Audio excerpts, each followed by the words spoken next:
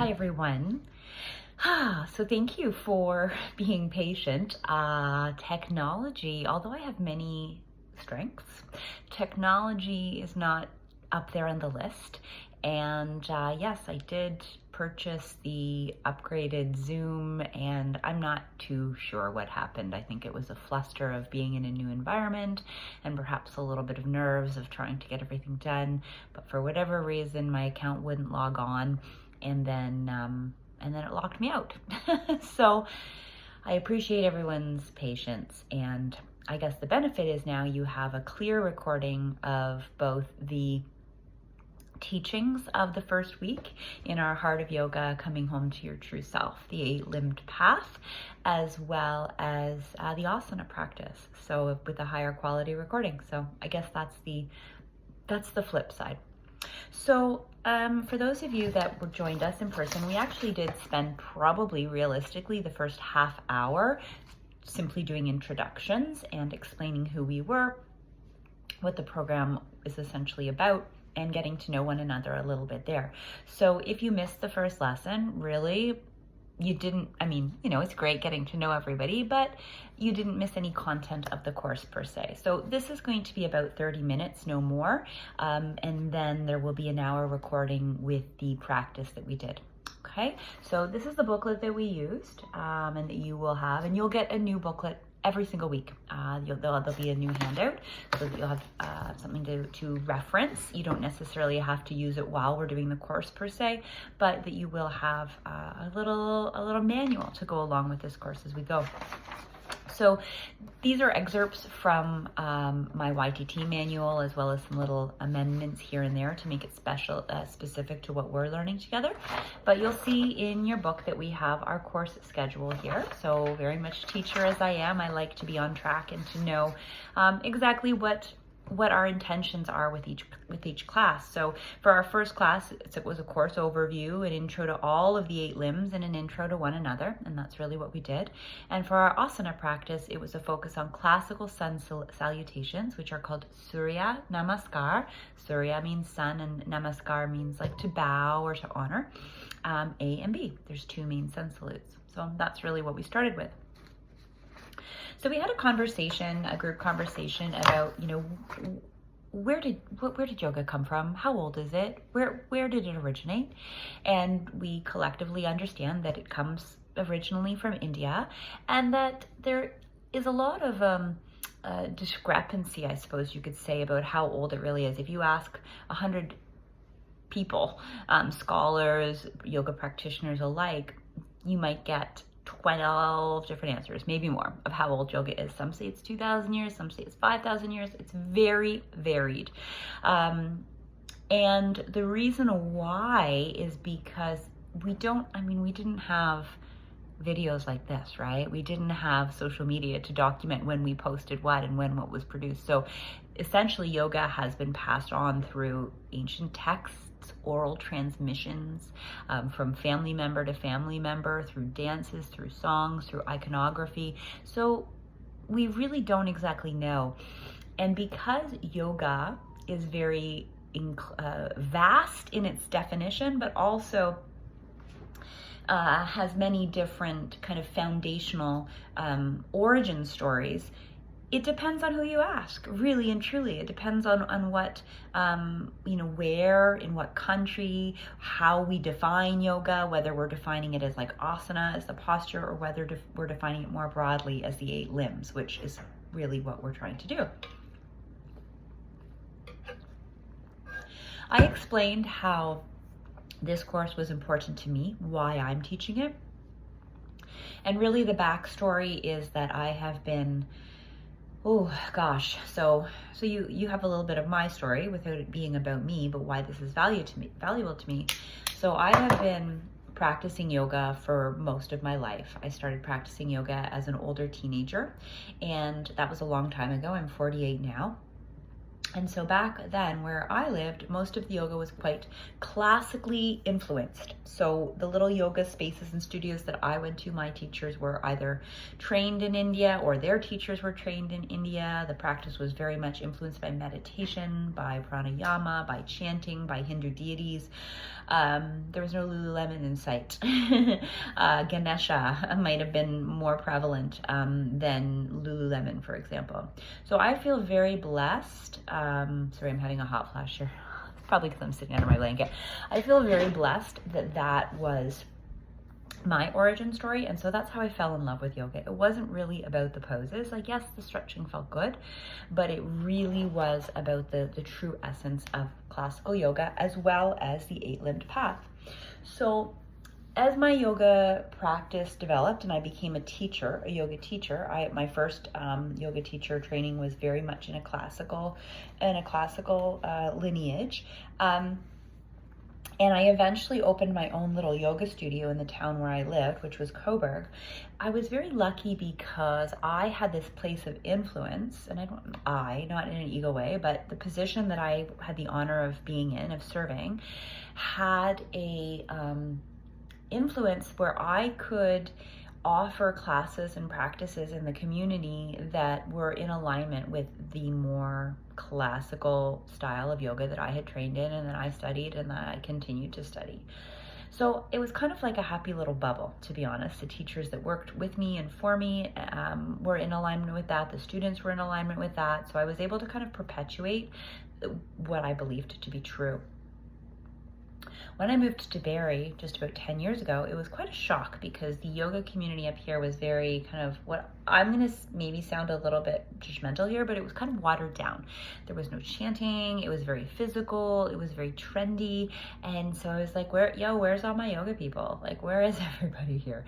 And so I tried to keep that alive in my classes, and I got a lot of good feedback. Not everybody liked what I did, but people loved that I talked in Sanskrit, that I named the poses in Sanskrit, that I gave little origin stories about Hindu deities and the types of postures and things. Like, it was very well received. So I was able to keep that going, and I could also share that with my yoga teacher trainings. But then what ended up happening was the pandemic 5 years ago. The studio that I taught at and had my own little collective of people closed down. And I kind of fell away from teaching my classical practice. I went mostly to teaching yoga teacher trainings, where I got to, again, share my knowledge and my belief system, which was well received. I continued to teach retreats, where I only just meet people once in a while and just for a couple days at a time. So I've really been lacking in my community. And so I decided then to do this course to hopefully reinvent or re-inspire the groups of people that I have an impact on, who believe in my teachings, to come together and create a collective where we can learn together, where we can grow together, we can practice these 8 limbs of yoga together. So that's really the backstory. So coming back to the yoga philosophy and the history, yoga is, I'm just going to close my door here.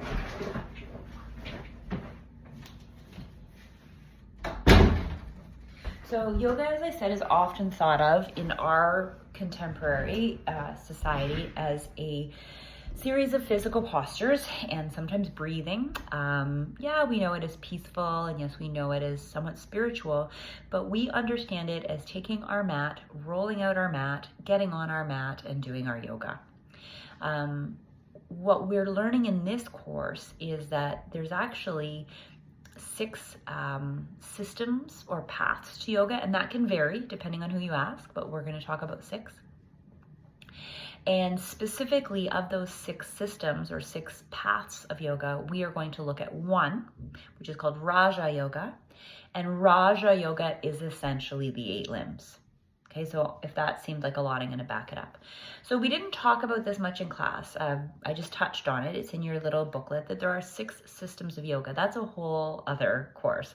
But they are Raja Yoga, Hatha Yoga, Jnana Yoga or Jnana Yoga, Bhakti Yoga, Kriya Yoga, and Karma Yoga. That's all you need to know for now. But Raja Yoga is considered to be it's called the eight-limbed path, right? It is like the king, and Raja actually does mean king. So that's what we're looking at. I want to make sure I'm staying true to my notes here. That's actually what we're looking at through our little study. So Raja Yoga, Raja means king. I'm going to read this right from my notes here. A king acts with independence, self-confidence, and assurance. And likewise, a Raja Yogi or yoga practitioner is autonomous, independent, and fearless. So Raja Yoga is the path to self-discipline, which is what yoga is, and practice. And it's also known as Ashtanga, not to be confused with the actual physical practice of Ashtanga. I know it gets very confusing, which is the 8 steps of yoga because it's organized in 8 parts. Okay, so the purpose of Raja Yoga, the purpose of the 8 limbs of yoga, according to Patanjali, who we're going to talk about in a moment, is to unite the practitioner with the higher self, okay, to God, to spirit, to divine, to transcend. And Raja Yoga is often called the classical path to yoga or classical yoga. Okay, so that's what we're speaking of.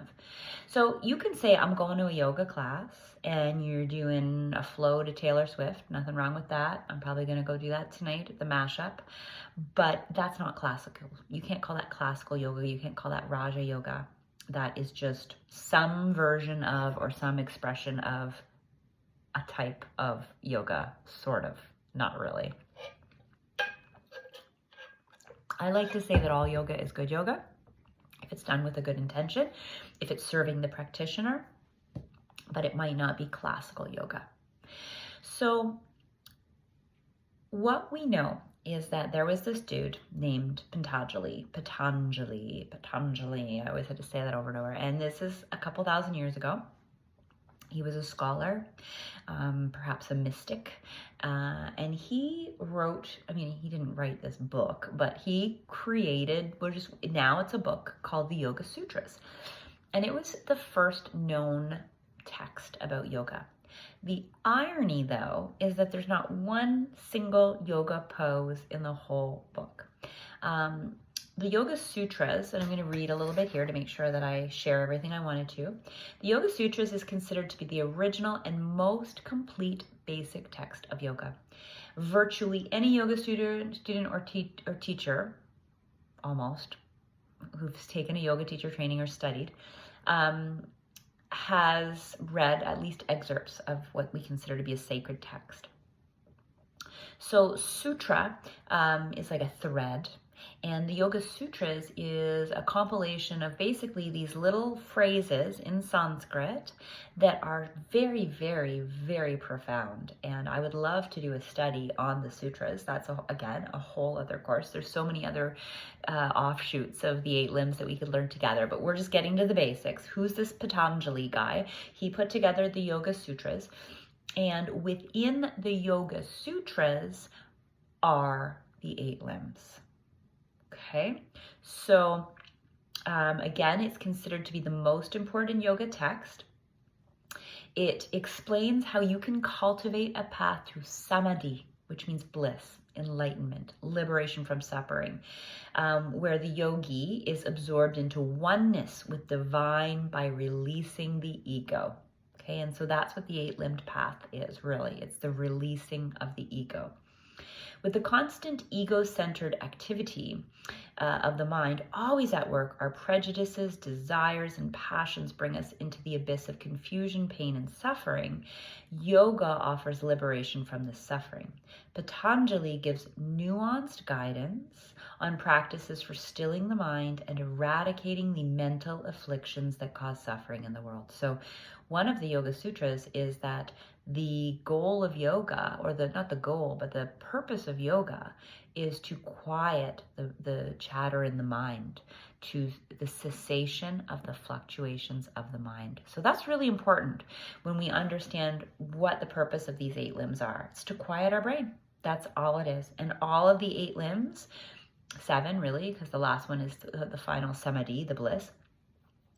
These 7 steps, these 7 practices, and they're much more rich than just 7 steps, are the tools that we use to quiet the brain.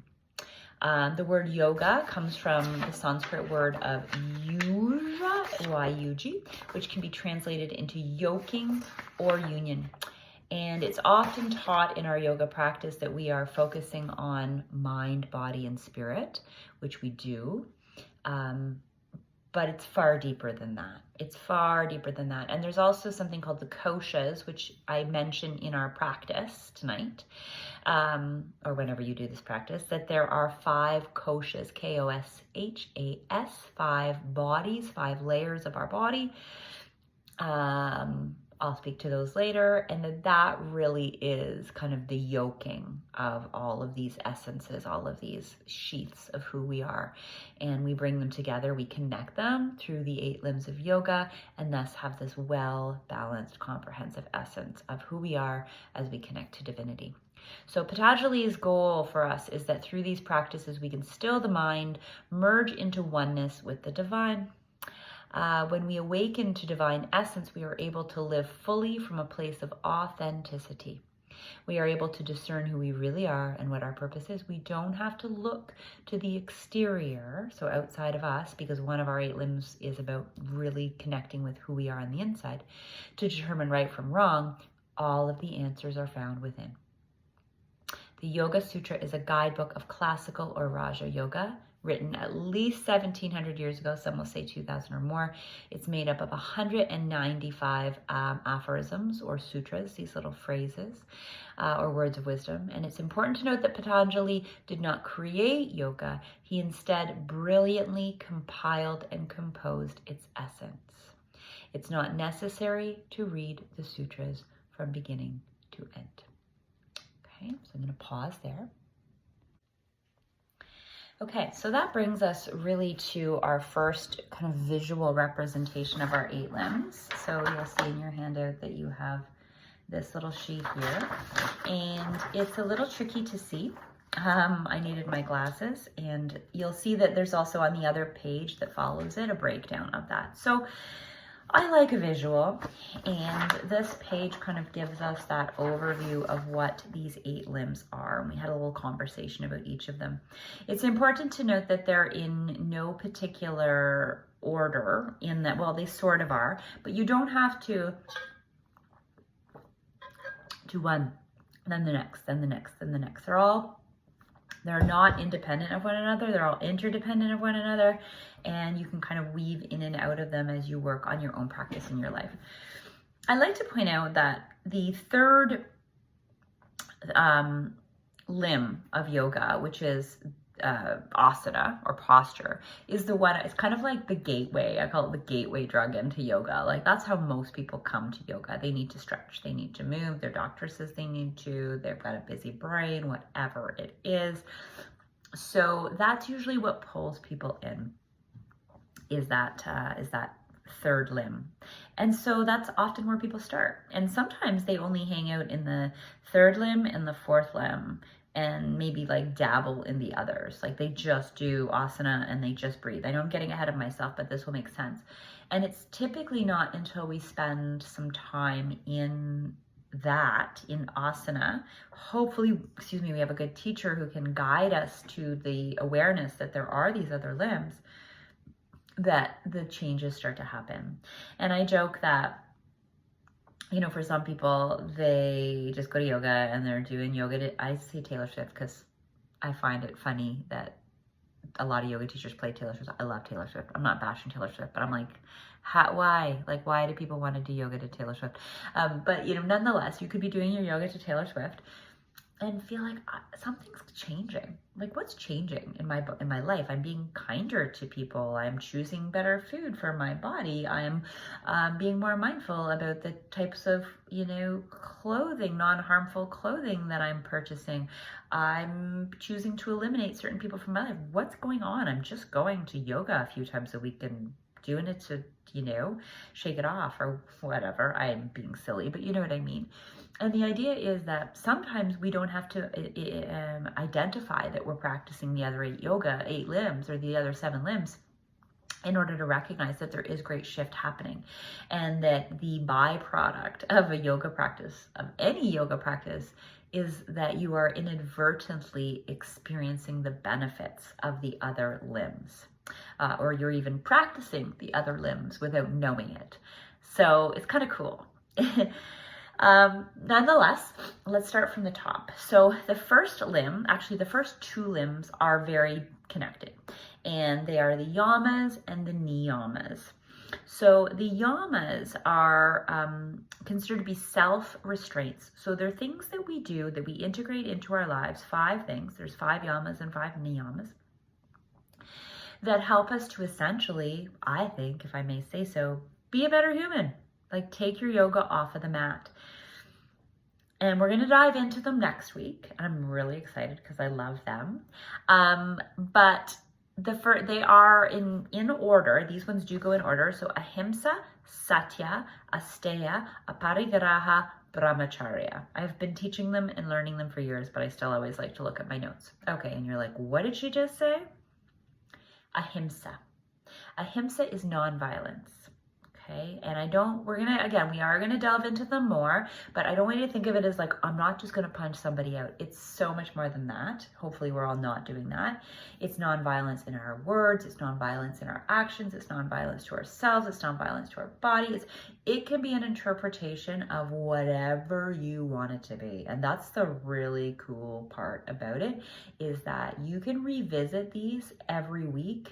And look at them through a different lens, and they will have a different impact on you depending on what stage of life you're in, what mood you're in.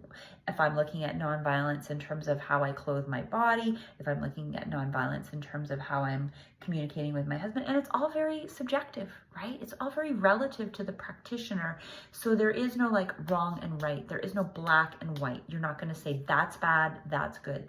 It's all your own relationship to nonviolence so that you can have this ultimate goal of peacefulness. And that applies for all of the yamas and the niyamas. So the first one is ahimsa, nonviolence, and it's the yama that trumps them all. I'm trying not to give you too much information because we're going to talk about this a lot next week, but ahimsa. The second one is satya. Satya, I love that word, and that means truthfulness. So we've got nonviolence, and then we've got being truthful. Again, very subjective. The third one is asteya, which means non-stealing. And it could be non-stealing of, candies at the store, but it could also be not stealing people's time, not stealing people's thoughts, not stealing people's energy, not stealing from yourself. Like, so many ways that we can look at this. Aparigraha, I love that. I love saying that word, aparigraha. So not being like greedy, non-hoarding, non-possessive, non-attachment. It's like just letting things go, right? Like, you don't own it. You don't own anything. Non-attachment. You can't lose what you cling to. It's like liberation in a way.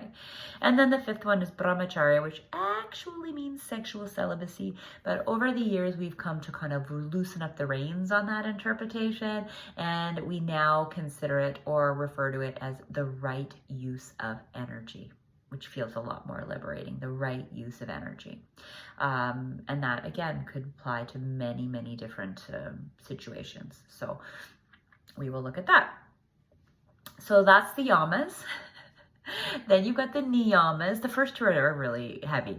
The niyamas are now more about observances. So what we observe within ourselves and how we interrelate to the world. So saucha, I'll say them all first. So saucha, santosha, tapas, svadhyaya. I love saying that one. Svadhyaya.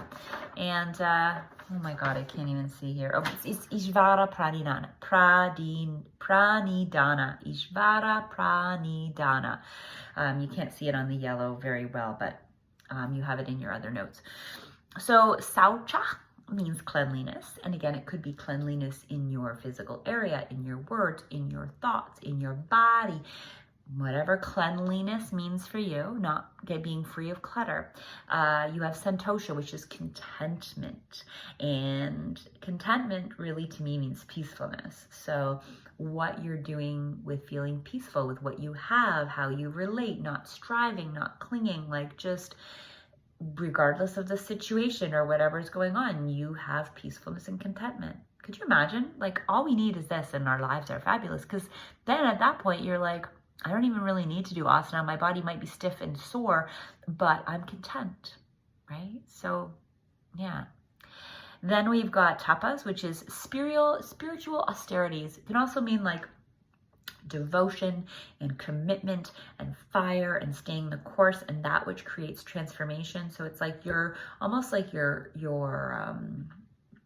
sense of inner integrity, I would say, has to do with tapas. We've got svadhyaya, which is self-study or study of the scriptures, and that, I mean, it doesn't have to be the sutras. It could be study of the Bible, the Christian Bible. It's whatever your devotion is, right? It could be reading your daily poetry.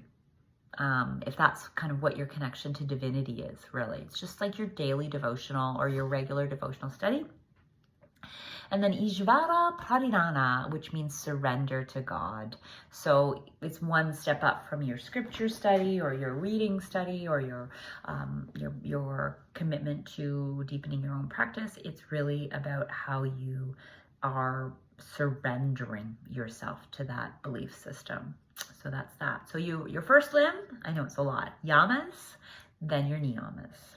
Okay, if we can remember the yamas and the niyamas in addition to that, gold star. Then we've got asana, which is our posture. Pranayama, which is our breath control, energy control. That's limb number 4. Number 5 is called pratyahara, which is the withdrawal of the senses. So what does that mean? It basically means that I use the analogy that one of my favorite, my original meditation teacher used to say that a good meditator should be able to meditate on a bus in India in rush hour, meaning that you are not you are not like a victim to sensory overload. You do not become a victim to what is going on outside of you that essentially disturbs your peace or your lack or pulls you away from your ability to concentrate or focus, if that makes sense. Okay, so pratyahara, withdrawal of the senses. Then we have dharana and dhyana. Now this is really interesting to me. So limb number 6 is dharana. That means concentration. It means focus, intense focus.